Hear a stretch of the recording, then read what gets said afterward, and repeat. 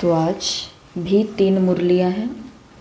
1972 की मुरलियाँ पूरी हो रही हैं। एक मुरली बची है, उस मुरली का टेस्ट होगा कल या परसों। बाकी 1972 की मुरलियाँ कंप्लीट हो चुकी है।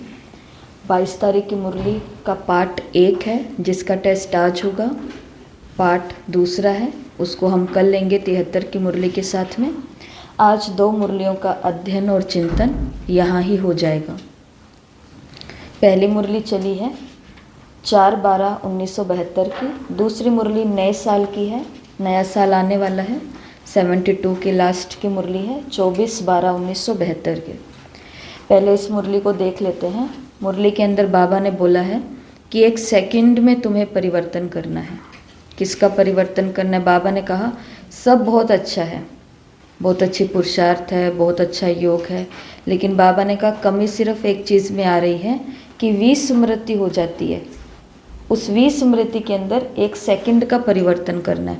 तो परिवर्तन किन 4 बातों के अंदर बाबा ने करने के लिए बोला, तो वो अभी हम देखेंगे।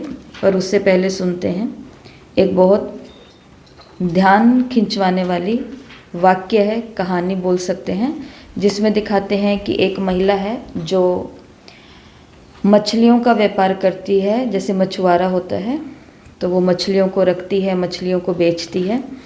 तो एक दिन वो अपने गांव से एक शहर के अंदर जाती है जहाँ पर उसकी सहेली रहती है जो फूलों का व्यापार करती है, फूल बेचती है। तो उस दिन वो ऐसा समझती है कि आज मैं रात को सिर्फ इसके पास से रुक जाती हूँ। तो वाक्य के अंदर बताते हैं कि जब वो रात को वहाँ रुकती है तो उसकी जो सहेली है वो भी बहुत खुश होती है कि बड़े सालों के बाद मेरी सहेली मेरे पास आई है। फूलों से कमरे को सजा देती है यहाँ वहाँ, क्योंकि फूल का व्यापार है, कोई कमी नहीं है। तो फूल ही फूल सब जगह कर देती है।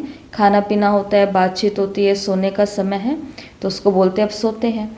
तो जैसे ही वो दोस्त जो मछली का काम करती है वो सोने लगती है तो उसको बेचैनी शुरू होती है, उसको नींद ही नहीं आती। वो कभी इधर पलटती है, कभी इधर। तो वो अपनी सहेली को बोलती है कि मुझे तो नींद नहीं आ रही। वो कहती है कि कारण क्या है? वो कहती कारण ये है कि तुम ऐसा करो कि मेरा वो जो उधर टोकरी पड़ी है मछलियों की, उसको ज़रा लेकर के आओ, थोड़ा उसके ऊपर पानी छिड़को, मेरे सिर के ऊपर, सिर के पास में रख दो, मुझे अपने आप नींद आ जाएगी। और ऐसा ही हुआ कि जैसे उसने मछली के ऊपर पानी छिड़क करके वो टोकरे को रखा सिर पर और उसको नींद आ जाती है। तो कहने का भाव है कि व्यक्ति अपने संस्कारों के वशीभूत है, वो उन चीज़ों के प्रति आकर्षित हो जाता है। जैसे पहली मुरली, इस मुरली के अंदर बाबा ने ड्रिल की बात करी है और सबसे पहली बात बाबा ने इसके अंदर आकर्षण की ही की है। तो आकर्षण चाहे या ना चाहे किस तरफ हो जाता है? जिन चीज़ों के हम आदी हो चुके हैं, जो हमारे संस्कार बन चुके हैं, और उसके लिए क्या करनी पड़ती है? ड्रिल करनी पड़ती है। चलो इस मुरली से पहले इधर ही आते हैं कि क्या करनी पड़ती है? ड्रिल। इस मुरली के अंदर बाबा ने ड्रिल बताई है, स्टॉप ड्रिल, जैसे दुनिया के अंदर होती है। मुरली के अंदर ही बाबा ने बार बार ये बात कही है कि रुको, अपने आप को रोको। बार बार बाबा ने बात बोले। तो आज सबको 1 मिनट पूरे दिन में, हर घंटे में 1 मिनट, पूरे दिन में हर घंटे में 1 मिनट ये प्रैक्टिस करनी है। कौन सी प्रैक्टिस करनी है? स्टॉप। जो भी हम विचार चल रहे हैं उनको 1 मिनट के लिए क्या कर लेना है? स्टॉप कर लेना है। लंबी गहरी सांस लेनी है, या फिर जो हमारी सांसें चल रही है केवल उसके ऊपर ही ध्यान देना है। या तो सांस को गहरा लो, या फिर जो सांसें चल रही है अपना ध्यान केवल उसके ऊपर लगाओ।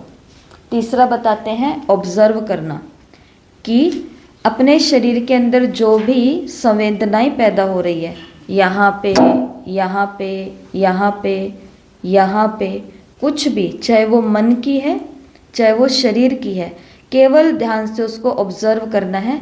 परिवर्तन करने का काम तो बाद में होगा, पहले तो उसको क्या करना पड़ेगा?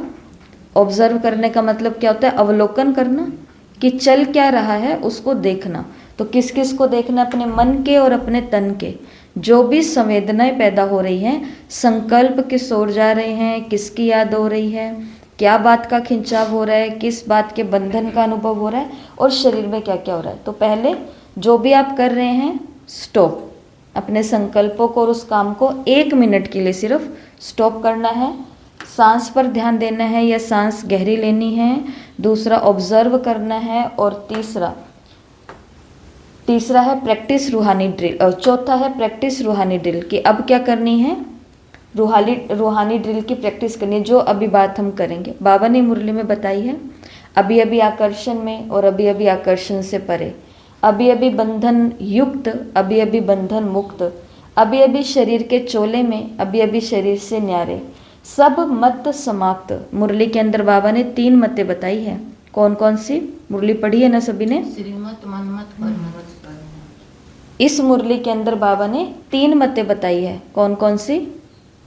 एक बाबा ने कहा शास्त्रवादियों की मत, दूसरी बाबा ने कहा गुरुओं की मत, और तीसरी है जो, अब देखो शास्त्रवादी और गुरु वाली मत तो हमारे ऊपर काम ज़्यादा करेगी नहीं, उसकी तरफ तो हमारी बुद्धि नहीं जाएगी, परंतु तीसरी मत जो बाबा ने बताई वो है। और वो कौन सी बताई? जो पुराने संबंधी हैं, वो जो हमको बीच बीच में मत देते हैं, तो आकर्षण किस तरफ हो जाता है? उस तरफ। भले वो पुराने संबंधी हैं, भले वो आज के संबंधी हैं, बाबा ने कहा वो सभी मतें क्या हो जानी चाहिए? समाप्त हो जानी चाहिए। और रहनी कौन सी मत चाहिए? केवल पराई चीज़। मुरली के अंदर बाबा ने बोला पराई चीज़, ये जो पराए संस्कार हैं। फिर बाद में मुरली के अंदर बाबा ने खेल की बात करी, टग ऑफ वॉर। कौन सा खेल होता है? मुरली के अंदर लिखा हुआ है रस्सा कस्सी, जिसको बोलते हैं कि कुछ इधर होता है ग्रुप, कुछ ग्रुप इधर होता है, इधर से वो सब मिलकर के रस्सी खींच रहे हैं, इधर से ये सब मिलकर के रस्सी खींच रहे हैं। बाबा ने रस्सा कस्सी का जो खेल है, इसको कहाँ पर दिखाया? एक तरफ कर्म भोग है, शरीर का दर्द है जो अपनी तरफ खींच रहा है, एक तरफ कर्म योग है, उस दर्द से उपराम। जैसे कि बताते हैं बनारस के जो राजा थे, बनारस के राजा को यहाँ पर वो क्या बोलते हैं उस बीमारी को? अपेंडिक्स ही बोलते हैं ना, तो वो हो गया था उनको। तो और ये बात बहुत पुरानी है, जब इंडिया के अंदर विदेशी डॉक्टर्स थे उस समय, और उस समय एनेस्थीसिया नया नया आया था, बेहोश करने वाला। तो और वो भी यहाँ पर चढ़ाया जाता था, तो उससे उनको बेहोशी होती थी। वो नई नई तकनीकी आई थी, तो दिखाते हैं कि उनको ये बीमारी हुई, और डॉक्टर्स ने उनको बोला कि आपको एनेस्थीसिया देंगे और फिर आपका ऑपरेशन करेंगे। उन्होंने बोला कि मैं कोई भी प्रकार के कृत्रिम चीज़ों को अपने अंदर नहीं जाने दूंगा, ऐसी कोई भी रसायन को। तो मेरे को तो मैं जागृत अवस्था के अंदर ही मुझे चीरा लगा करके वो अपेंडिक्स बाहर निकाल दो। तो उन्होंने बोला कि दर्द बहुत होगा, डॉक्टर्स ने बोला। उन्होंने बोला कि मेरे को कोई दिक्कत नहीं है, दर्द भले ही हो। उन्होंने बस अपनी गीता अपने पास मंगवा ली, गीता का बुक को खोला, गीता शास्त्रों को खोला, और इधर डॉक्टर्स को बोला कि आप अपना काम करना शुरू करो। डॉक्टर्स ने यहाँ पर बड़ा सारा चीरा लगाया, अपेंडिक्स को ढूंढा, उसको बाहर काटा, बाहर निकाला, फिर बाद में सिलाई कर दी, और वो आराम से क्या पढ़ रहे हैं? अपनी गीता पढ़ रहे हैं। फिर उनको बताया कि हो गया, वो कहते अच्छा हो गया, गीता को बंद कर दिया। अगर यहाँ पर एक भी टांका लगाया जाए तो पता चलेगा कि नहीं पता चलेगा? अगर हमारे पैर के अंदर दर्द है तो उस समय में क्या लगता है? पैर में दर्द नहीं है, वो आत्मा को ही दर्द हो रहा है। आत्मा निकल करके कहाँ आ गई? पैर में आ गई। आत्मा निकल करके सिर में चलेगी, आत्मा निकल करके गर्दन में चलेगी। ये बाबा ने खेल बताया यहाँ पर। संसार में ऐसी आत्माएं होकर के गई हैं जिन्होंने केवल भक्ति के माध्यम से, दृढ़ता के माध्यम से ये अनुभव किया है कि कर्म भोग और कर्म योग जीत किसकी होगी? कर्म योग की। लेकिन अगर इसकी प्रैक्टिस नहीं है, कभी ये किया करके ही नहीं देखा, छोटी छोटी चीज़ों में अगर हमने अपने आप को बहुत ज़्यादा नाजुक बना करके रखा है, जैसे हम बचपन में होते ही हैं, सब होते हैं, लेकिन अगर वो नाजुक बना ही रहेगा तो जो शरीर के कष्ट बड़े बड़े आने वाले हैं, जैसे मुरली की तरफ चलते हैं। मुरली का टाइटल है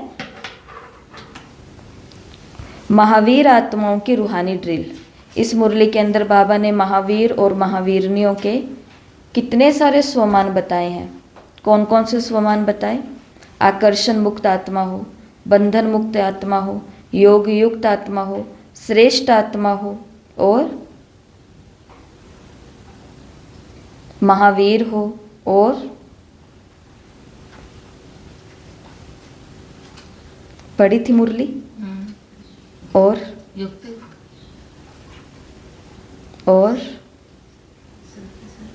शक्तिशाली हो।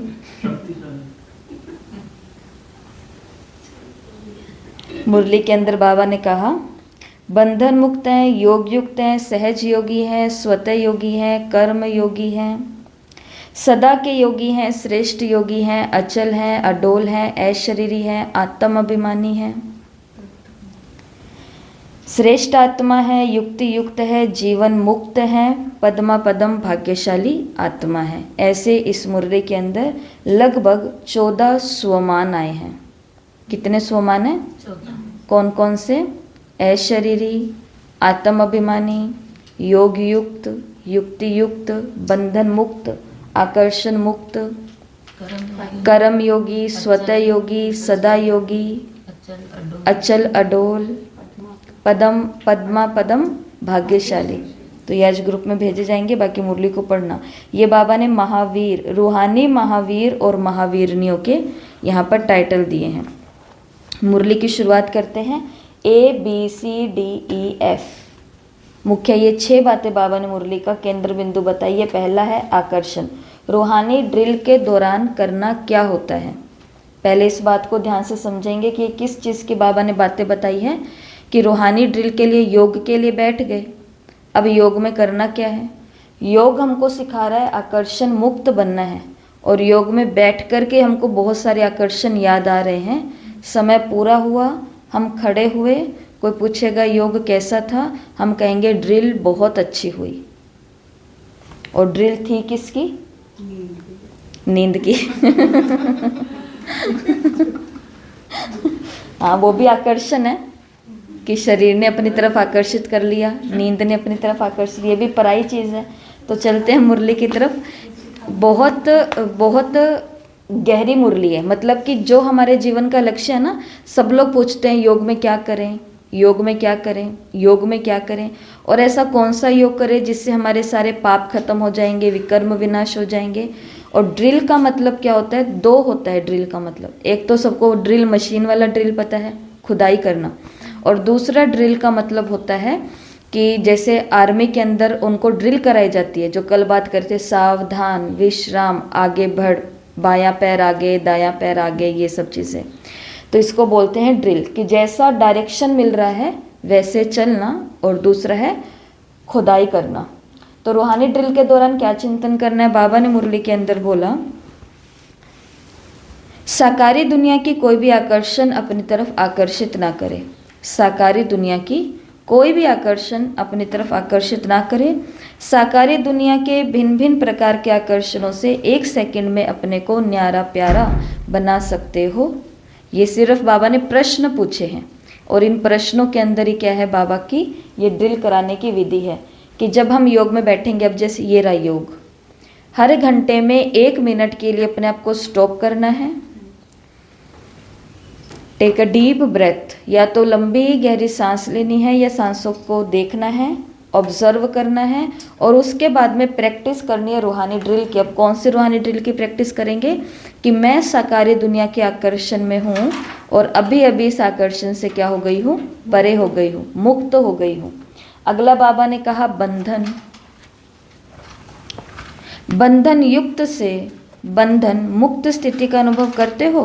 कर्म करते हुए कर्म बंधनों से परे, कर्म करते हुए कर्म बंधनों से परे। जैसे अभी हमने सुना कि वो ऑपरेशन कराने का कर्म कर रहे हैं, लेकिन उस कर्म के बंधन में वो नहीं आए, इसलिए कर्म हुआ।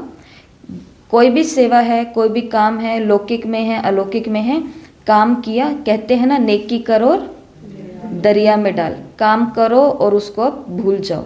तो कर्म करना और उसके बंधन से परे हो जाना, इसी को बाबा ने बोला बंधन मुक्त अवस्था। नहीं तो क्या होता है, कर्म करेंगे और वो याद कब तक रहेगा? जैसे कोई भी बात होएगी तो लौकिक के अंदर भी अलौकिक के अंदर भी हम उसको याद करवाएंगे कि हमने आपका बचपन से कितना किया है, तो इसको बोलते हैं कि आपने किया और अभी भी आप उसके बंधन में हो, तभी आपको सामने वाले संबंध से क्या चाहिए, उसका रिटर्न चाहिए। तो इससे भी खुद को क्या करना है, बंधन। और सभी प्रकार के बंधनों से मुक्त होने की सबसे अच्छी युक्ति क्या है, कर्म बंधनों से मुक्त होने की सबसे अच्छी युक्ति क्या है, आत्मा में स्थित रहो। निमित्त समझ के करो। और गीत, हाँ। तो कर्म बंधन से मुक्त होने के लिए ये सब बातें हैं।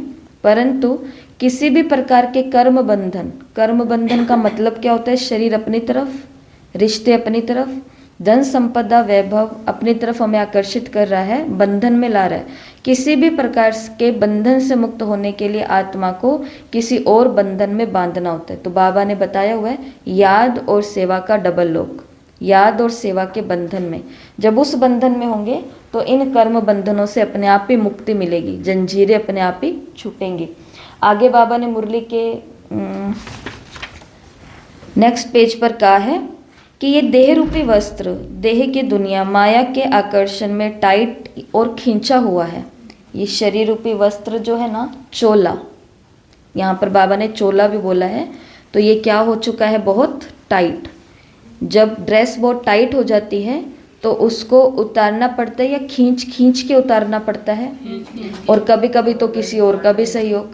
पहनना है तो यही कपड़ा पहनना है, क्योंकि ये पहन करके ज़्यादा अच्छे लगेंगे।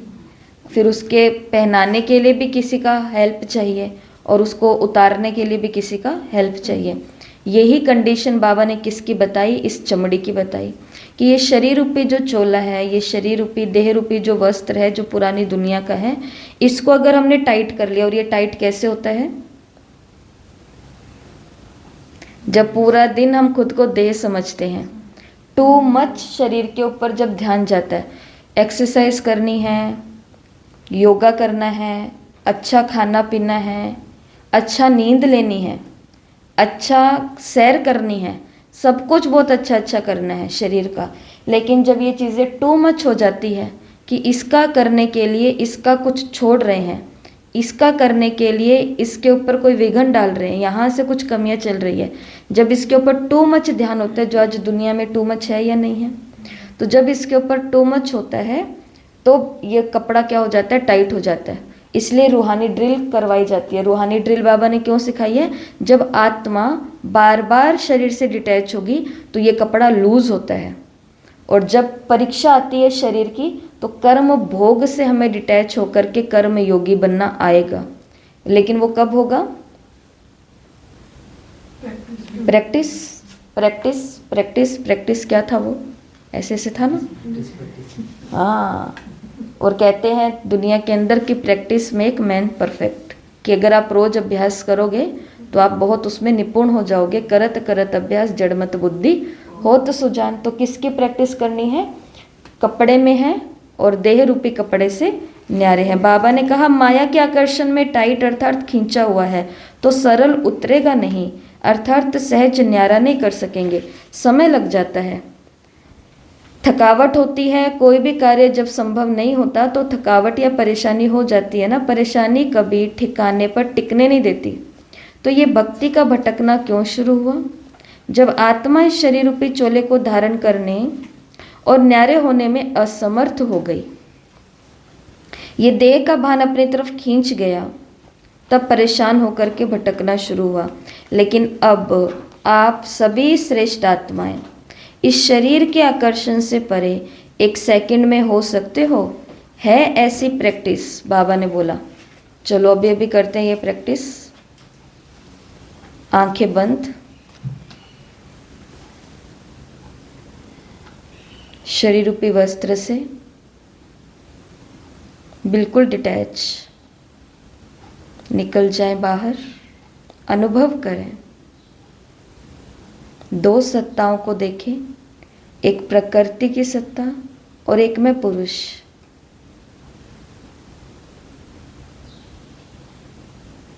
फिर से ड्रेस में आंखें खोलें। तो बाबा ने कहा ये प्रैक्टिस करनी है, नहीं तो अपने ही शरीर से थकेंगे, अपने शरीर से परेशान होंगे और इसके कारण क्या होता है, भटकना शुरू हो जाता है। फिर इसके बाद में बाबा ने कहा कि सब प्रकार के जो मतें हैं वो समाप्त, पहले पन्ने पर ही है ये बात। तो 3 प्रकार की मतों की बात बाबा ने कही है। कौन कौन सी मत है? शास्त्रवाद पहले पन्ने पे, शास्त्रवादियों की मत, गुरुओं की मत, और तीसरी है पुराने जो संबंधी हैं उनकी मत, क्योंकि पुराने संस्कार नहीं, पुराने संबंधियों की मत, जो रिश्ते हैं पुराने हमारे। अगर हम नए मार्ग पर चले हैं, जो ज्ञान मार्ग है, जब इस अब गुरु और शास्त्रवादी का तो हम पर इतना प्रभाव शायद ना भी पड़े, लेकिन प्रभाव किसका पड़ता है? पुराने संबंधियों का, क्योंकि बिन मांगे वो हमको क्या देने आ जाते हैं? राय देने आ जाते हैं। ऐसे करो, ऐसे करो, ये नहीं करो, वो नहीं करो, यहाँ नहीं करो, वहाँ नहीं करो, यहाँ जाओ, वहाँ जाओ, ये खाओ, वो पियो। वो अपनी मत बिना मांगे ही हमें देते जा रहे हैं, देते जा रहे हैं, देते जा रहे हैं। तो बाबा ने कहा ये भी क्या है, सब ये देखो सॉरी ये तो आपको बताया नहीं, याद भी तो करना है इन सब चीज़ों को, क्योंकि ड्रिल में यही काम ही करना है।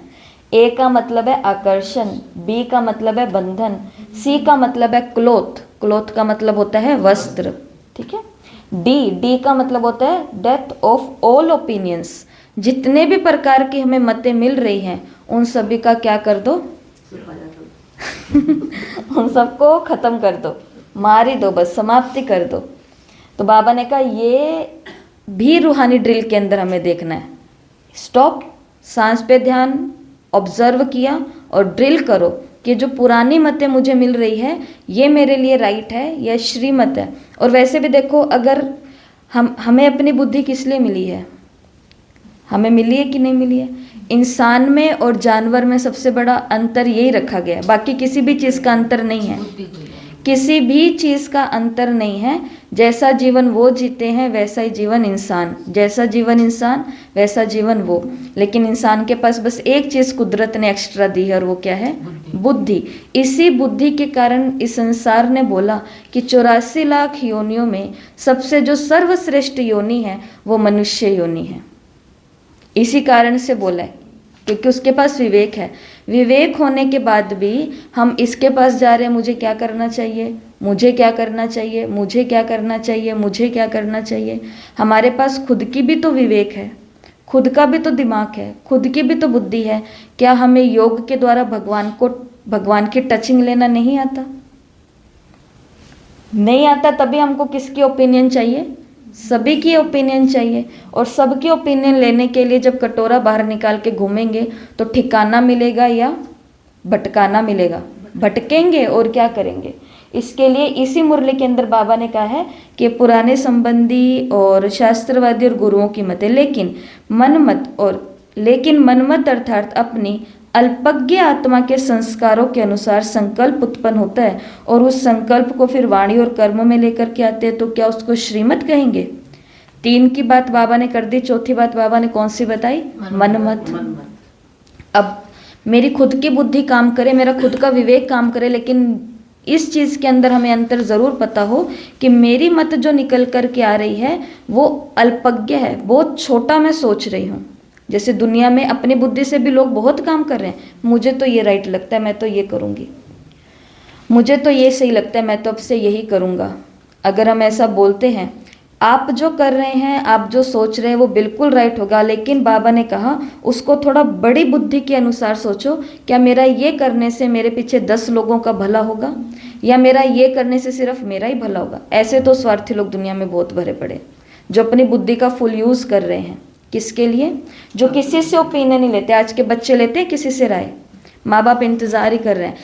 आप मानोगे नहीं, बड़े बड़े सेलिब्रिटी जिसके ऊपर आज सारे के सारा युवा वर्ग कुर्बान है, उनको देख लिया, जो क्रीम उन्होंने लगाई वो लगा ली, जो शैम्पू उन्होंने लगाया वो लगा लिया, जो प्रोटेक्ट उन्होंने यूज़ किया वो सब कुछ कर लिया।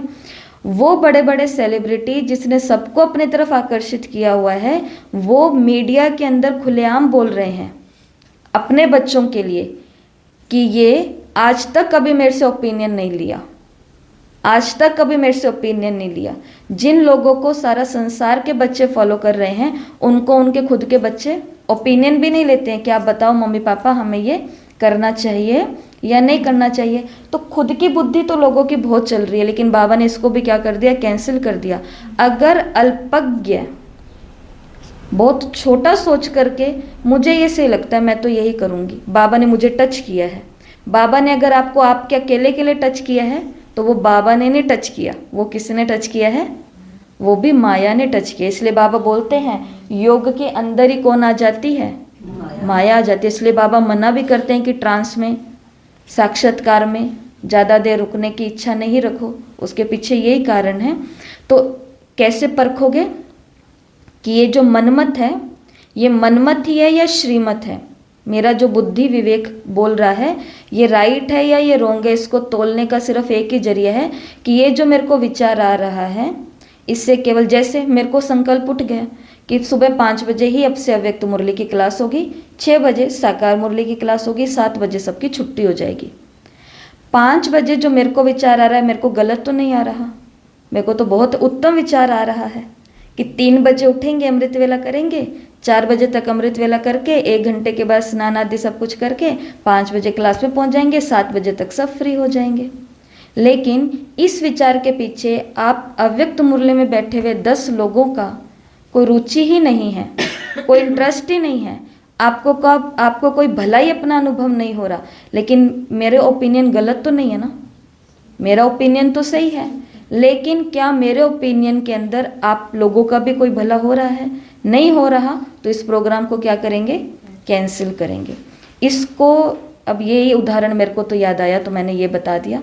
तो कहने की बात है परख ऐसे करो कि कोई भी संकल्प उठ रहा है मन के अंदर तो वो मेरे मन की मत है या प्रभु की मत है जिससे संसार का भला हो रहा है, तो वही श्रीमत है। तो बाबा ने कहा कि आपके मन के अंदर कोई संकल्प उठा अल्पज्ञ संस्कारों के कारण, तो क्या इसको श्रीमत कहेंगे या व्यर्थ संकल्पों की उत्पत्ति को श्रीमत कहेंगे।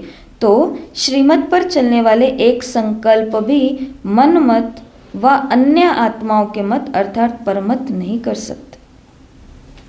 परमत और मनमत उसमें मिक्स नहीं होगी, किसमें, श्रीमत में। लोग क्या कहते हैं, मैं तो वही करूंगी। अच्छा, जब इसका दूसरा रूप भी देख लेते हैं परमत। आप कह रहे हो कि दीदी सुबह 6 बजे भी नहीं, अव्यक्त मुरली सीधा ही फ़ोन पे डालो, हमें तो सिर्फ साकार मुरली करा दो। लेकिन आपके ही क्लास के अंदर कुछ हैं जो चाहते हैं हम तो दिन में नहीं सुन पाते, हमें तो सुबह सुबह ही कराओ। अब मैं अगर सिर्फ आपके अनुसार चलूँगी तो उसके अंदर भी कुछ का फ़ायदा और कुछ का नुकसान है। तो परमत और मनमत जहाँ पर सबका भला नहीं है, बाबा ने कहा वो सभी चीज़ें मिक्स हो जाती है श्रीमत के लिए। इसलिए जैसे स्थूल कार के अंदर भी बाबा ने बोला पेट्रोल डाला और पेट्रोल के अंदर कचरा आ गया, कचरे के कारण अभी वो स्पीड तो नहीं पकड़ सकती, इसलिए क्या करना पड़ेगा उसको रिफाइन। थोड़े दिन पहले मुरली चली है ना, रिफाइन रहेंगे तो फाइन नहीं। हाँ, अगर बुद्धि के अंदर श्रीमत और परमत को मिक्स, मनमत परमत या इन लोगों के मतों को मिक्स कर दिया तो हमको प्रॉब्लम होगी, ऐसे बाबा ने कहा। इसलिए यहाँ पर स्पीड नहीं बढ़ती, इसलिए इस चीज़ को भी चेक करो। आगे क्या है, पराई चीज़, अपनी चीज़ को अपनाने में देरी होती है। अपनी चीज़ क्या है, यहाँ पर बाबा ने ड्रिल बताई है। रूहानी ड्रिल 3 होती है, कौन कौन सी, अभी अभी साकारी, अभी अभी आकारी और अभी अभी निराकारी। ठीक है, साकारी, आकारी और निराकारी। साकारी में है तो भी देखो बाबा के साथ में है, बाबा की याद में कर्म कर रहे हैं। आकारी हैं तो ये वो नई दुनिया रची गई है, नई दुनिया रची गई है जहाँ पर बस लाइट ही लाइट है और फरिश्ते ही फरिश्ते हैं। इस दुनिया के ऊपर एक और दुनिया है जहाँ पर ना लाइट का शरीर है, जहाँ पर ना पंच तत्वों का शरीर है। यहाँ पर मैं पॉइंट हूँ और पॉइंट, कल नाम निकाले सभी ने परम धाम के, कितने 21 निकाले, 2-4 बाद में और याद आ गए थे और कोशिश करी थोड़ी थोड़ी। हाँ जी, कितने कुछ नए नाम याद आए, देखो ग्रुप के अंदर कितने नाम भेजे हैं। इसके अंदर भी और हो सकते हैं, 110 115 भी हो सकते हैं, पर इतने सारे नामों में तो हमको नहीं जाना। हमें तो कुछ नाम आप रखो, जैसे वो मूल वतन है, अभी अभी साकारी, अभी अभी निराकारी, मूल वतन में पहुंची। और मूल का मतलब होता है जड़, मूल का मतलब तो जड़ ही होता है ना, कि आपका मूल प्रदेश कौन सा है, आपका मूल गांव कौन सा है, आपकी मूल गोत्र या पुराने आपके जड़ कहाँ पे बैठी है आपकी, तो जड़ होता है।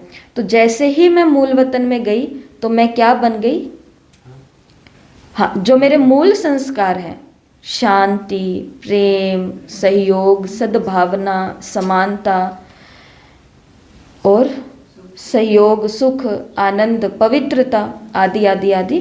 तो ऐसे, तो यहाँ पर बाबा ने कहा जैसे साकार रूप अपना है वैसे ही निराकारी और आकारी रूप भी अपना ही है।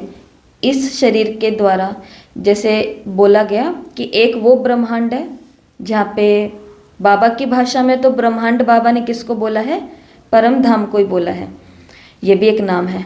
लेकिन संसार की भाषा में ब्रह्मांड किसको बोलते हैं, जहाँ पे नक्षत्र है, ये ग्रह हैं, तारामंडल है, तो उसको वो ब्रह्मांड बोलते हैं। तो किसी ने दुनिया के अंदर ये बात कही है बहुत अच्छी, कि जैसे वो ब्रह्मांड है जो रचा गया है, अंतरिक्ष जिसको बोलते हैं, वैसा ही ब्रह्मांड का सैंपल ये शरीर है।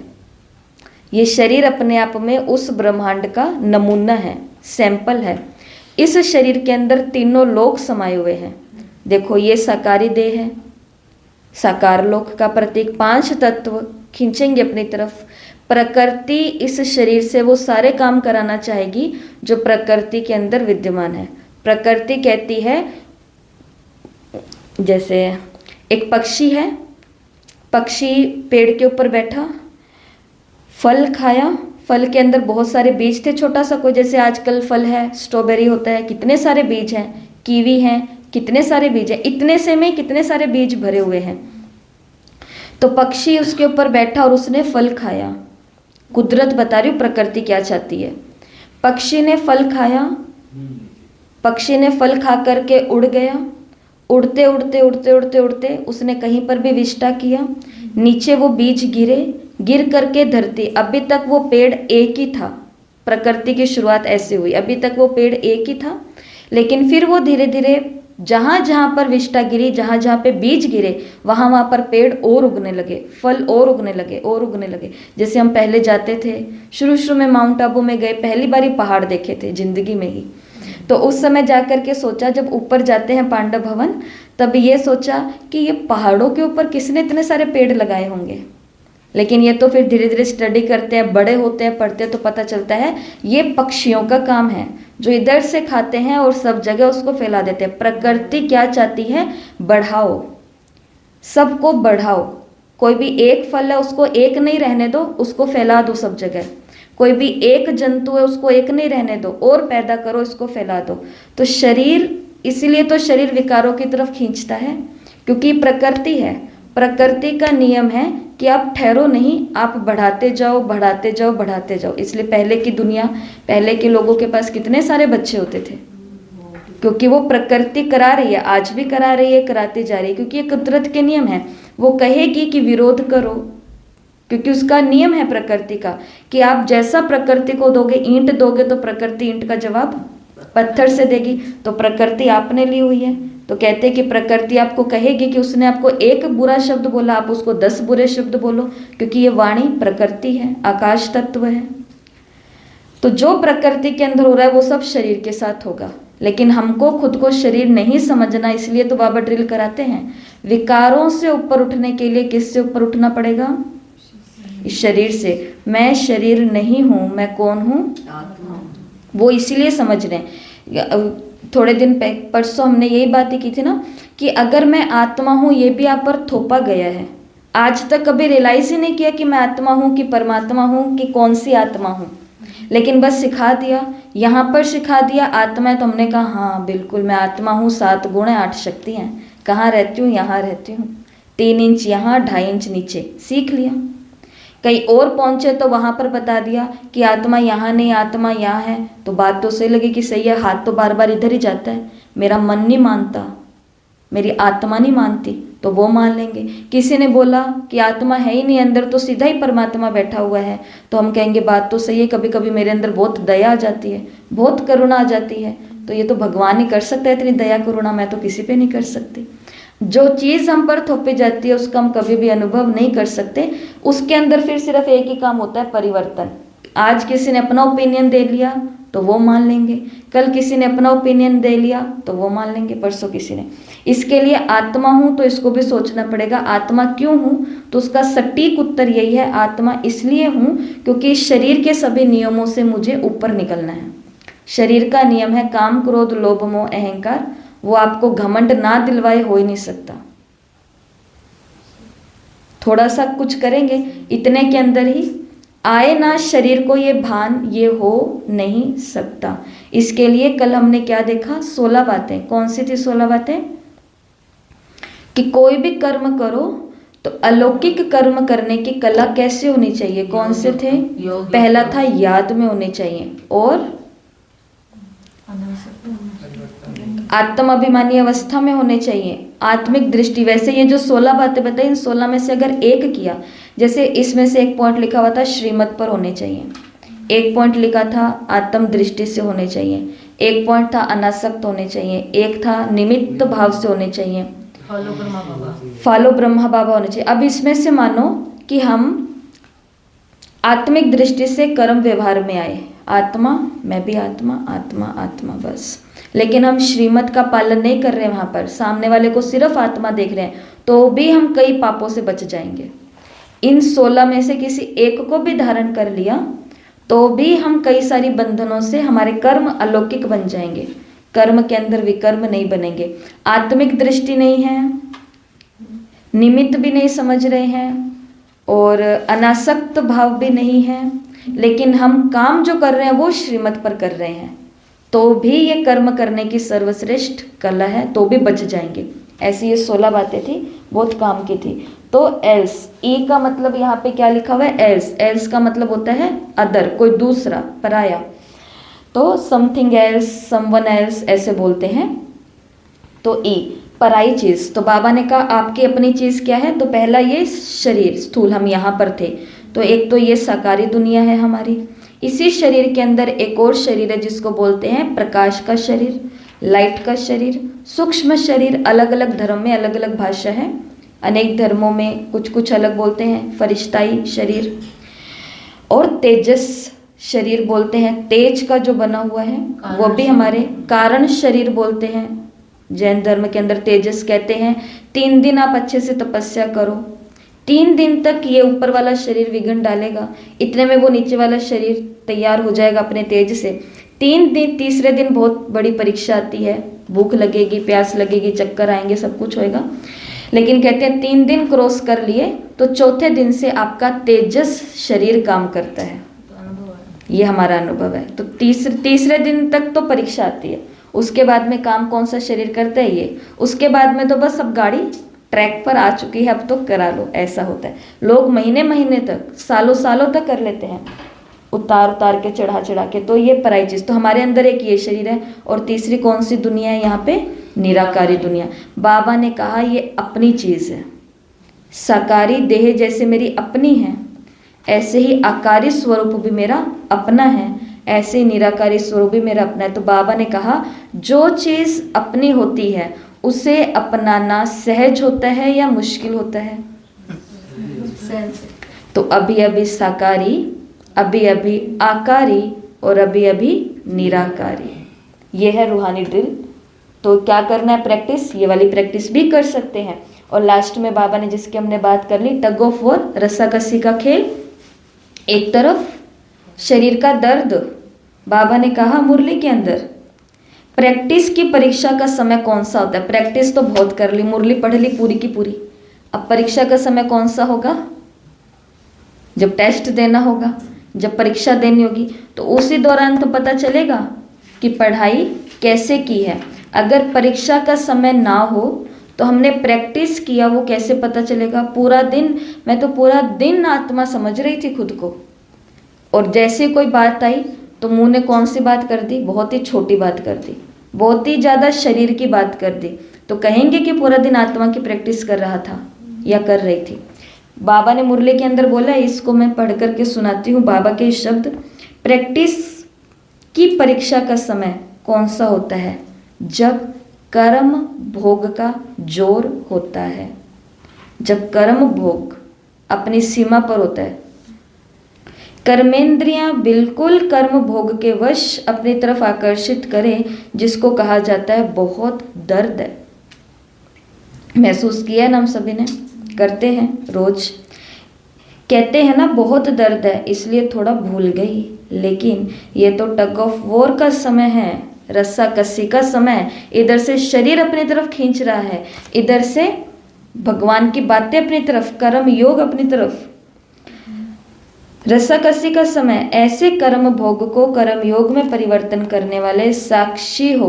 बाबा ने आज मुरली में ऐसी बात कही है जो बात किसी भी मुरली में शायद नहीं कही होगी। ध्यान से सुनना इस शब्द को, शब्द ही है सिर्फ एक। कर्म इंद्रियों को साक्षी होकर कर्म इंद्रियों को भोगवाने वाले जो होते हैं, भोगवाने वाले, कि कर्म इंद्रियां क्या कर रही है? भोग रही हैं, और मैं कौन हूं? भोगवाने वाली हूं, कि भोगो। वही क्या बनते हैं? अष्ट रत्न बनते हैं।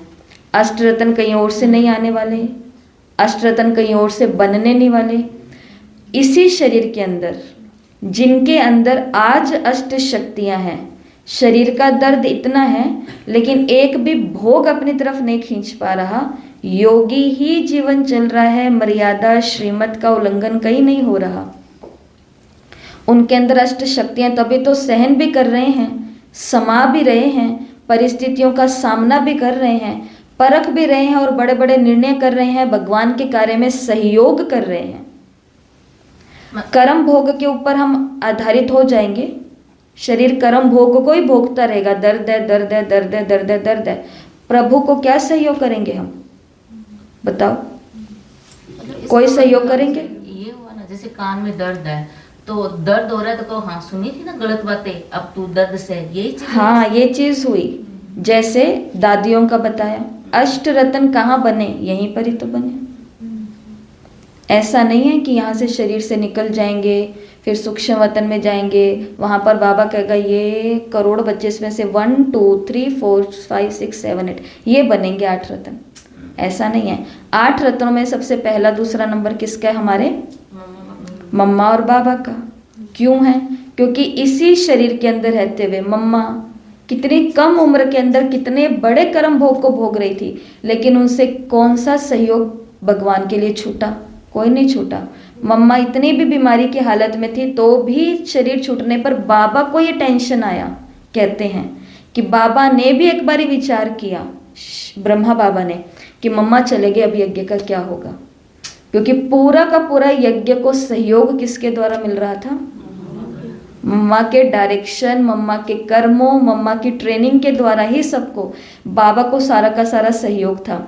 एक दफ़ा जब मम्मा ने भी शरीर को छोड़ा तो बाबा को भी सोचना पड़ा कि कौन इसके जैसा संभालेगा। और ब्रह्मा बाबा को क्या बीमारी नहीं थी? बीमारी के अंदर ही शरीर छूटा। रामकृष्ण परमहंस जिनको आज हम सुनते हैं और दूसरे हैं रामकृष्ण, 2 अलग अलग व्यक्तित्व अपने भारत के धरती पर महान आत्माएं होकर के गई, जिन्होंने कितनों के जीवन को पलटा दिया। ये दोनों जब लोगों ने शरीर छोड़ा तो भयंकर कैंसर के अंदर शरीर छोड़ा। तो आपको मैं बता चुकी हूँ यही बात ही, कि ये नहीं सोचना कि मैं बहुत ज़्यादा योग कर रही हूँ तो मेरे को तो कोई बीमारी नहीं आएगी। प्रकृति अपना सारा काम करेगी, क्योंकि प्रकृति का काम ही यही है, जो दोगे वही मिलेगा। तो इस शरीर से हमने क्या क्या दिया है वही हमको मिलेगा। इन आंखों से ना जाने हमने कितने शरीरों को देखा और देखते ही जा रहे हैं आज भी, क्योंकि आत्मा का तो ज्ञान सिर्फ पढ़ा है हमने। आत्मा पूरा दिन में कहाँ देखते हैं? बच्चे में भी आज तक हमको बच्चा ही दिख रहा है, आत्मा तो दिखी नहीं। वरना कल की तो साकार मुरली में बाबा ने यही बोला ना कि अपने उसको भी क्या बनाओ? सुखदाई बनाओ। आत्मा समझेंगे तो सुखदाई बनेंगे, नहीं तो यहाँ से आत्मा का ज्ञान सुन के जाएंगे और घर वालों को जाते बोलेंगे मेरा ये नहीं किया, अभी तक मैं आ गई, मेरा अभी तक ये नहीं हुआ, ये नहीं हुआ, ये नहीं हुआ। तो फिर हम वहाँ पे कौन सी आत्मा का पाठ पढ़ करके आए थे? समझ रहे हैं इस बात को? तो शरीर तो अपना सारा प्रकोप दिखाएगा। कहते हैं बाबा ने कहा बहुत दर्द है। और जो साक्षी होकर के कर्मेंद्रियों से भोगवाते हैं उनको ही अष्ट रतन कहा जाता है, क्योंकि अष्ट रत्नों में सदैव अष्ट शक्तियां कायम रहती है। तो इससे पता चल जाता है कि कौन अष्ट रतन में आने वाले हैं। इसलिए आ गई दादियां कोई कम चीज नहीं थी। देखा हुआ है ना, गुलजार दादी 3 साल तक बॉम्बे के हॉस्पिटल के अंदर, मतलब हॉस्पिटल के द्वारा उनको इलाज मिल रहा था। दादी जानकी तो बचपन से ही, जब से वो यज्ञ के अंदर आई तब से बीमार थे, रोने लग गए। एक बार बॉम्बे के अंदर घर में खड़े थे और खिड़की की तरफ बाहर को देख रहे और सोच रहे हैं, बाबा को कह रहे हैं मन ही मन में कि बाबा कब तक ये शरीर के मेरे को ये भोग भोगने पड़ेंगे, मेरे को सेवाएं करनी है। रोना किस लिए आ रहा है? इसलिए आ रहा है कि मैं जो सेवाएं कर सकती हूँ वो मैं नहीं कर पा रही। जबकि वो कर रहे थे, वो सेवा पर ही थे बॉम्बे में, लेकिन वो बहुत जबरदस्त सेवाएं करना चाहते थे। बीच में अड़चन कौन डाल रहा था? ये शरीर। और दादी अपने अनुभव में क्या बताती है, बस मैं से रोती रोती बाबा से बात कर रही थी और मेरे को ऐसा अनुभव हुआ कि किसी ने मेरे कंधे पर हाथ रखा और मैंने पलट के देखा तो वो बाबा ही थे। सच्ची में बाबा नहीं थे, पर उनको अनुभव हुआ कि बाबा खड़े और बाबा ने कहा कि इसी से ही तुम सारे संसार का कल्याण कर दोगी। और क्या नहीं किया दादी ने? 104 104 साल की पूरी उम्र ली है, 100 को कंप्लीट कर लिया। दुनिया में तो किसी की दादी नानी 100 साल पूरे कर लेना तो ज़्यादा से ज़्यादा क्या करेंगे? ढोल बजा देंगे, 10-15 पोतों को इकट्ठा कर लेंगे, इधर वाले पोते, उधर वाले पोते और उधर वाले पोते।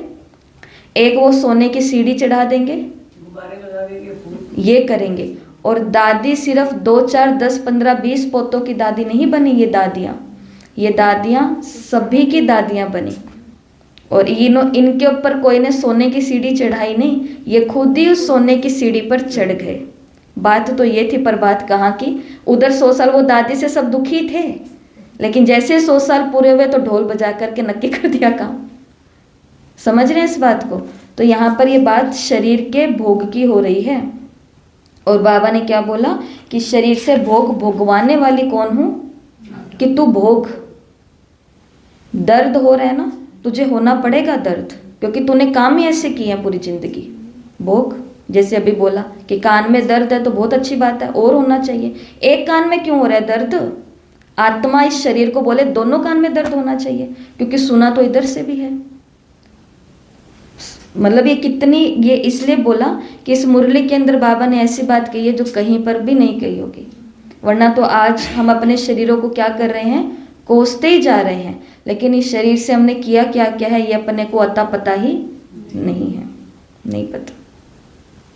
जबरदस्त बात है। मतलब इस बात और मीठा खा, क्या है ना, मीठा कम खा। अब भोगो, जाड़ दर्द भोग। सभी अपनी अपनी पीड़ाओं से पीड़ित है, सब अपना अपना अनुभव बता सकते हैं। कितनी बड़ी बात है ये सोचना, कितनी बड़ी बात। मतलब कहते हैं ना, विकारों के लिए कहा जाता है कि शरीर को आपने इतना खराब किया है, बाबा ने कहा उस चिता के ऊपर इतना जलाया है। अब वो शरीर जब अपना रूप दिखा रहा है, कभी पैर दुखता है, कभी कमर दुखता है, कभी गर्दन दुखता है, तो आपको तकलीफ क्यों होती है? क्योंकि इसी शरीर ने अनेक भोगों को भोगा है। और भोग भोगते समय जब अपनी स्पेशल चीज़ हमको आज भी दिख जाती है, ये हम सभी को गौर करने वाली बात है, तो हमको उसके अंदर कैसी रसना आने लग जाती है। वो तो हम खुद को स्टॉप कर लेते हैं कि अरे बाबा को भोग लगाना, भोग नहीं स्वीकार होगा। कभी कभी ऐसा होता है कि हमने ही देख लिया, जैसे सेंटर्स पर माताएं कभी कभी पूछती हैं कि दीदी आज भोग में क्या बनेगा। ये पूछने का अधिकार किसी को नहीं है, क्योंकि अगर आपकी मनपसंद चीज़ पहले ही पता चल जाए तो वो आपने तो भोग लगा ही लिया। इसको बोलते हैं मनसा स्वीकार करना। जैसे मनसा भक्ति होती है ना, कई पूछते हैं हमारे पास लड्डू गोपाल है, हम यात्रा पर जा रहे हैं, वहाँ पर हम अस्वच्छ भी होंगे बाथरूम आदि के कारण, लंबी यात्रा है, 2 दिन तक का रास्ता है, हम स्नान आदि भी नहीं करेंगे, तो फिर हम गोपाल की सेवा कैसे करें? तो उनको यही राय दी जाती है कि आप मनसा भक्ति करो। आप गोपाल की सेवा वैसे नहीं करो, पर आप मनसा भक्ति करो कि मन से आपने स्नान करा दिया, मन से भोग लगा दिया। इसी प्रकार भोग अभी तक हमारी थाली में तो हमने खाया नहीं, लेकिन बाबा से पहुंचने से पहले तो मेरे को कल ही पता चल गया था आज भोग क्या बनने वाला है। इसके लिए ये अधिकार वैसे होता किसी को नहीं है। अधिकार होता केवल किनको है? जो बनाने वाले हैं, बनवाने वाले हैं, इनको ही। बनवाने वाले को भी वैसे नहीं होता। किसी को लगता है कि मुझे भोग लगवाना है बाबा को, और बहनें आपका रिगार्ड रखने के लिए आपको पूछ लेती है कि आपकी कोई इच्छा है वही भोग लगाना है, तो आप बता सकते हो कि हाँ दीदी ये इच्छा है यही लगाना है। लेकिन अगर उन्होंने कोई और प्रबंध पहले से करके रखा और हमने अपनी इच्छा के अनुसार उनके ऊपर थोपा है कि नहीं नहीं ये नहीं ये, तो वो स्वाद पहले कौन ले चुके हैं? ये सूक्ष्म बातें हैं। तो जब ऐसा इतना सब कुछ किया हुआ इस शरीर में, रचनाएं निकली हुई हैं, तो अब इस मुख को भी भोगना पड़ेगा, इनको भी सबको भी। तो ऐसे ये मुरली चली है। तो अभी इन 6 बातों को रिपीट करेंगे सभी। आकर्षण, ए फॉर आकर्षण। रूहानी ड्रिल के दौरान क्या प्रैक्टिस करनी है कि अभी मैं संसार के सभी आकर्षणों से परे हो चुकी हूँ। बंधन, अभी अभी बंधन और अभी अभी बंधनों से मुक्त। और आपको बता दिया जा चुका है कि बंधनों से मुक्त होने के लिए खुद को किसी बंधन में बांधना पड़ेगा। जैसे बहनें सेवा के बंधन में बंधी हुई है, तभी दुनिया का कोई बंधन उनको बांध नहीं सकता खुद। लेकिन हम कहें मुझे तो सेवा के बंधन में भी नहीं बंधना, तो ऐसा फिर हम इनके बंधनों में बंधेंगे, ओपिनियंस। फिर जिस तरफ जो हमको लिटाएगा डुलाएगा हम उधर उधर पहुंचेंगे। इसके लिए क्या करना है? बंधन मुक्त। मैं किसी के बंधन में रहने वाली आत्मा नहीं हूं। किसी का बंधन, शास्त्रवादियों का बंधन, गुरुओं का बंधन, और खास करके ये पुराने मित्र संबंधियों के बंधन। मेरे पास अपनी बुद्धि है। वस्त्र, शरीर रूपी चोले की बात बाबा ने यहाँ पे कही, टाइट होगा तो इसमें ही अटके रहोगे, लूज करना पड़ेगा। और लूज करने के लिए क्या है? रूहानी ड्रिल है। तो अभी अभी शरीर रूपी चोले में, अभी अभी शरीर रूपी चोले से बाहर। सभी मतों को समाप्त। पराई चीज तो अपनी चीज कौन सी है? साकारी देह, आकारी और निराकारी, ये तीनों अपनी चीज है। तो अपनी चीज को धारण करना बाबा ने कहा सहज होता है। और लास्ट में है कर्म भोग। इसकी तो बहुत ही सुंदर हमने अच्छी सी बात कर ली है। तो आज सबके लिए ये एक होमवर्क है। मुरली तो यहीं पर हो गई है। आपकी इच्छा हो, आपको कुछ और खोजबीन करनी है, तो आपको ऐसी ऐसी बातें और निकल करके आ जाएंगी। आप पढ़ना इसको, लेकिन काम क्या करना है? पूरे दिन में हर घंटे में 1 मिनट STOP। S का मतलब रुको 1 मिनट के लिए। T का मतलब टेक ए ब्रेथ, लंबी गहरी सांस लो या सांसों को देखो, केवल ऑब्जर्व करो मन के अंदर क्या चल रहा है और शरीर के अंदर कहाँ कहाँ संवेदनाएं हो रही है। और अब क्या करो? रूहानी ड्रिल कौन सी? ये वाली, जो भी पसंद आए। हर घंटे में 1 मिनट सबको आज ये काम करना है। जो ये काम करेगा उसका शरीर का वस्त्र लूज हो जाएगा। नहीं करेंगे तो फिर प्रॉब्लम हमें ही है, जो बाबा ने बताई है। चलते हैं दूसरी मुरली की तरफ। मुरली भी बहुत, जैसे बोलते हैं ना कि छोटी सी चीज़ में बहुत बड़े सारी चीज़ें समाई हुई होती है, मुरली भी ऐसी ही है। 1 सेकंड के अंदर परिवर्तन करना है बाबा ने बोला। किस किस में? पहला, जो आप पर अपकार कर रहे हैं, तो उनमें क्या परिवर्तन करोगे? अपकार करने वालों के ऊपर क्या करेंगे? उपकार करेंगे।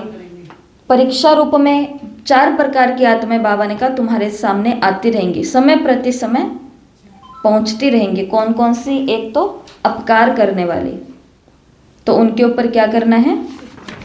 उपकार करना है। दूसरा क्या है? परीक्षा के रूप में आने वाली, कि कई आत्माओं के जीवन का लक्ष्य ही होता है कि ये जो इतना सिखा रहे हैं, पढ़ा रहे हैं, दिखा रहे हैं, सेवाएं कर रहे हैं, तो हमको बीच बीच में इनका क्या बन करके जाना है? परीक्षा बन करके जानी है, चेकिंग करनी है इनकी। तो कई आत्माएं किस लिए आती हैं? वो सोच करके ही आती हैं कि ये कितने भी अच्छे काम करें, लेकिन हमको इनकी एक कमी तो ज़रूर बतानी है। यही हमारे जीवन का सबसे बड़ा उद्देश्य है।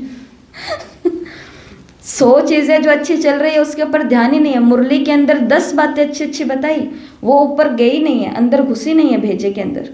लेकिन एक बात जो बता दी है, वो एक बात को पकड़ के बैठ गए कि आपने ये मेरे लिए बोला ना, आपने ये हमारे लिए बोला ना, आपने ये इसलिए बोला ना। तो फिर क्योंकि वो परीक्षा के रूप में उनको आना ही है। या तो ये आत्माएं आती नहीं है, देखो ऐसी प्रकार की आत्माएं जो होती हैं, ये या तो आती नहीं है, लेकिन जिस दिन ये आएंगी उस दिन ये क्या बन करके आएंगी? अनुभव है ना सभी को इस चीज़ का। जो लौकिक में भी रहते होंगे उनको भी अनुभव है। या तो उनका कभी फ़ोन आएगा नहीं, लेकिन जिस दिन फ़ोन आएगा उस दिन पहले हमें पता चल जाएगा कि अब ये कौन सी खबर हमको देने वाले हैं, क्या करने वाले हैं। तो ये कुछ आत्माएं होती हैं ऐसी। व्यंग्य तानो व्यंग्य ताना वाले। खोल देंगे ये भंडारा। तो ऐसा। और फिर बाद में क्या लिखा हुआ है यहाँ पे, देहधारी दृष्टि वाले ऐसे भी आएंगे, सेवा केंद्रों पर आएंगे नहीं, आते हैं। ऐसे भी आते हैं जिनका काम सिर्फ यही होता है कि यहाँ पे कौन कौन रहता है, कितने रहते हैं, देखने तो जाएं। तो देहधारी दृष्टि वाले आएंगे। बाबा ने कहा अपकारियों के ऊपर क्या कर दो, उपकार कर दो। परीक्षा लेने वालों के ऊपर भी बाबा ने कहा उनको रिजल्ट दे दो। यहाँ पर बाबा ने कुछ कहा है, मैं वही बताती हूँ आपको। वैसे तो बाबा ने कहा बहुत अच्छा चल रहा है सब, लेकिन बस एक ही चीज़ के अंदर परिवर्तन करना, और वो परिवर्तन यही है कि 1 सेकंड में अपकार को उपकार में परिवर्तन कर दो। परीक्षा के रूप में जो आते हैं, और लेकिन आप अपने श्रेष्ठ संस्कार, एक की स्मृति से उस आत्मा के प्रति रहम दिल, ये था राइट शब्द, कि जो परीक्षा लेने के लिए आते हैं उनके लिए आप क्या बन जाओ, रहम दिल। रहम दिल का मतलब कि हे आत्मा, आप भी अपने इस बुराई से मुक्त हो जाओ, आप भी ईश्वर की गोद में आ जाओ, आप भी बुद्धि को अपना स्वच्छ बना लो, उनके ऊपर रहम दिल, ये था शब्द रहम दिल। और जो देहधारी वाली दृष्टि से आते हैं, बाबा ने कहा उसको आत्मिक दृष्टि में परिवर्तन कर दो। अपकारी को उपकारी की दृष्टि में परिवर्तन, परीक्षा वाले पर रहम दिल की दृष्टि डालनी है, परिवर्तन। और देहधारी दृष्टि को किस में चेंज करना, आत्मिक दृष्टि। वो देह को ही देखने के लिए आया है, लेकिन आपको सामने वाले को किस रूप में देखना है, बाबा ने कहा आत्मा। और बाबा ने कहा परिवर्तन होगा, ये बाबा ने परिवर्तन का ही बताया कि वो भी उनको सदा श्रेष्ठ संग के आधार से संग दोष से निकाल श्रेष्ठ संग लगाने वाला बना दो, ये काम है। और लास्ट में क्या बोला, ये भी गिराने वाले, गिराने की भाव से कोई आए तो इसके अंदर है कि उनको श्रेष्ठ संग का रंग लगा दो। जो गिराने की वृत्ति से आए, गिराने की वृत्ति का भी मतलब यही आपको पता है, सबको सब कुछ पता है। तो जिनका मतलब ही है कि इनको गिराना है, गिराना कहाँ से, जो इनकी स्थिति इतनी अच्छी बनी हुई है तो उस स्थिति से एकदम से गिरा देना, कुछ ऐसी बातें, कुछ ऐसे कृत्य करके। तो उनको किसके संग में लाना है, श्रेष्ठ संग में लाना है कि आप भी आ जाओ ना इस सेवा में, आप भी आ जाओ ना हमारे इस कार्यक्रम में, आप भी आ जाओ ना हमारे इस पढ़ाई के दौर में। बाबा ने कहा उनको भी कौन सा संग लगा दो, यही लगा दो। आपको आएगा गिराने के लिए, जैसे गौतम बुद्ध का दिखाते हैं ना कि उनको जैसे ही उनको रात रात के अंदर ये संकल्प उठा कि बस अब मैं यशोदा को, राहुल को छोड़ के जा रहा हूँ, पत्नी और बच्चे को, और वो सो रहे हैं, और उनका बहुत अच्छा वहाँ पे कविता आती है पूरी की पूरी कि कैसे उनको क्या क्या फीलिंग्स आ रही है उन दोनों लोगों के लिए, और वो सब चीज़ों को छोड़ करके अब जा रहे हैं और रात को निकल गए हैं और सुबह पहुँचे तो एक नदी के किनारे पर है। वहाँ पर अब वो सूर्य देव को नमस्कार करते हुए ये संकल्प करते हैं कि भाई अब मुझे ये सब कुछ उतारना है। उतारने से पहले पहले उनका एक जो महल का व्यक्ति होता है वो आ जाता है, वो कहता है कि नहीं नहीं नहीं सिद्धार्थ, आप ऐसा नहीं कर सकते, वहाँ पर ये है, वहाँ पर ये है, वहाँ पर ये सब चीज़ें बताता है। जिसकी स्थिति इतनी ऊंची है उसको फिर से कहाँ लेकर के आता है, नीचे लेकर के आता है। और गौतम बुद्ध क्या करते हैं, गौतम बुद्ध अपनी सबसे कीमती माला उतारते और उतार करके उसको ही पहना देते हैं, वो पहन करके चला जाता है, परिवर्तन कर दिया। फिर आगे की यात्रा में दिखाते हैं कि 4 साधु उनको मिलते हैं, वो बोलते हैं कि हमें भी इस मार्ग पर चलना है, पर आपका ये मार्ग ऐसा है, वैसा है, कैसा है, टिक्का टिप्पणी करते हैं। वो ऐसा उनके ऊपर आत्मा का ज्ञान या ऊंचा ज्ञान डालते हैं कि वो 4 सबसे पहले उनके फॉलोवर्स बन जाते हैं कि गिराने वाले को भी परिवर्तन कर दो, किस और कौन सा संग लगा दो, श्रेष्ठ संग लगा दो। तो ऐसी मुरली। और फिर बाबा ने कहा इसका क्या होगा, जो भगवान के साथ हुआ, ब्रह्मा के साथ हुआ, वही आपके साथ होगा। बाबा ने कहा जब इतना सारा परिवर्तन कर लेंगे तो जो आपको गाली देने वाले थे, अपकार करने वाले थे, परीक्षा लेने वाले थे, देहधारी दृष्टि वाले थे, ये सभी आपके शुक्रिया गाएंगे, बलिहार जाएंगे, ये आत्माएं आपका शुक्रिया मनाएंगे। बाबा ने कहा ये परिवर्तन जो करेगा वो पाएगा। कोई बोले मेरे को करना ही नहीं अपकारियों पर उपकार, कोई बोलता है मेरे को करनी नहीं है उनके ऊपर रहम दिल, नहीं करना नहीं करना, तो बाबा ने कहा नहीं करो, फिर मन की शांति भी तुमको नहीं मिलेगी, उन्नति का मार्ग भी तुमको नहीं मिलेगा, तुम्हारे भी भाग्य के रास्ते कभी नहीं खुलेंगे। पकड़ के रखो जो तुमको पकड़ के रखना है। तो लेकिन आत्माएं धन्यवाद शुक्रिया किनका गाएंगी, गीत किनके गाएंगी, जो इन सभी से उनको चेंज कर देंगी, परिवर्तन कर देगी। लेकिन अगर कोई परिवर्तन होना ही नहीं चाहता तो उसको पकड़ करके परिवर्तन नहीं करना। कि बाबा ने आज मुरली में बोला है कि करना है अपकारियों पर उपकार करना। निकालती हूँ सभी के नंबर जिन्होंने मेरे ऊपर अपकार किया, ढूंढ लिए 10 रिश्तेदारों के नंबर, इन सभी के ऊपर आज तो उपकार करूंगी। वो उपकार करने के बजाय आजकल त्योहारों पर क्या होता है, लोग आजकल तभी तो रिश्तेदारी के अंदर आना जाना उठना बैठना पसंद नहीं कर रहे हैं। उसका कारण एक ये भी है कि पहुंचे हैं स्नेह मिलन के लिए, पर पता चला पुरानी कोई बात निकल गई। वो पहले 2 बच्चों को तो बात नहीं पता थी, अब उन 2-3 छोटे मोटों को और पता चल गई। इसके लिए लोग बच करके रह रहे हैं। तो जानबूझ करके इनके ऊपर उपकार या रहम दिली करने के लिए नहीं निकल जाना है हमको। जब ये आत्माएं सामने है हमारे अंग संगी तो रहते ही आत्माएं, दूर थोड़ी ना होती है, उनके ऊपर ये प्रैक्टिस करनी है। तो ये थी आज की मुरली। 1972 की सारी मुरलियाँ कंप्लीट हो गई है। एक मुरली रही है, उसके ऊपर केवल टेस्ट होगा। 22/11/1972 के 2 भाग हैं। पहले भाग का टेस्ट आज हो जाएगा। कल से मुरली की शुरुआत होगी 1973। 72 में कितनी मुरलियाँ थी? 46 मुरलियों का काम हो चुका है। कितने दिनों में? आज तपस्या का दिन है 15वां। 1972 की यात्रा को हमने पूरा किया। कल हम चलेंगे 1973 की यात्रा पर। भगवान ने वहाँ पर कौन कौन सी शिक्षाएं दी अव्यक्त मुख के द्वारा, वो सभी हम सुनेंगे। इस मुरली के अंदर बाबा ने ये भी बोला है, इस मुरली के अंदर, कि मैं तुम्हें एक वरदान देता हूँ। बहुत इंपॉर्टेंट बात बतानी तो रहेगी, याद आ गया कि मैं तुम्हें एक वरदान देता हूँ। कौन सा वरदान बताया इसमें? बाबा ने कहा कि जब तक बाबा साकार में थे तो साकार की पालना दी, फिर बाबा अव्यक्त हो गए हैं तो आज बाबा अव्यक्त की पालना दे रहे हैं। लेकिन बाबा ने पहले भविष्यवाणी कर दी कि आगे जब ये अव्यक्त भी नहीं रहेगा तो कैसे मिलन मनाओगे, जो भी चल रहा है प्रेजेंट में हमारा, कि जब ये दादी या अव्यक्त रथ भी नहीं रहेगा तो कैसे मिलन मनाओगे। बाबा ने मुरली के अंदर वरदान दिया, जो निरंतर मिलन के अंदर रहेंगे उनको वरदान है अनुभवी मूर्त बनने का, कि वो यही अनुभव करेंगे हम साकार में मिलन मना रहे हैं, हम अव्यक्त में भी मिलन मना रहे हैं। और कई लोग सोचते हैं साकार में अव्यक्त में मिलन मनाने का मतलब होता है कि हाँ मेरे को तो मिलन का अनुभव हो रहा है, पर वो आपके कर्म से नहीं दिख रहा तो आपको कैसे मिलन का अनुभव हो रहा है। जो आत्मा परमात्मा के मिलन, होली के ऊपर एक दोस्त दूसरे दोस्त को मिलता है,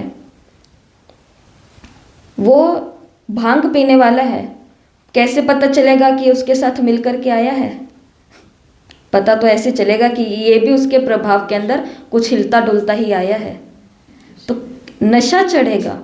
अगर हम बोल रहे हैं मैं तो रोज अव्यक्त बाप दादा मिलन मना रही हूँ, लेकिन नशा कहाँ पर है हमारा? औरों को बाप दादा का नशा चढ़ा दे, ऐसा नशा मेरे अंदर तो होना चाहिए ना। तो इस मुरली के अंदर बाबा ने स्पेशल वरदान दिया है अनुभव। रोज किसका अनुभव करो? अव्यक्त मिलन का अनुभव का वरदान उनको मिल जाता है।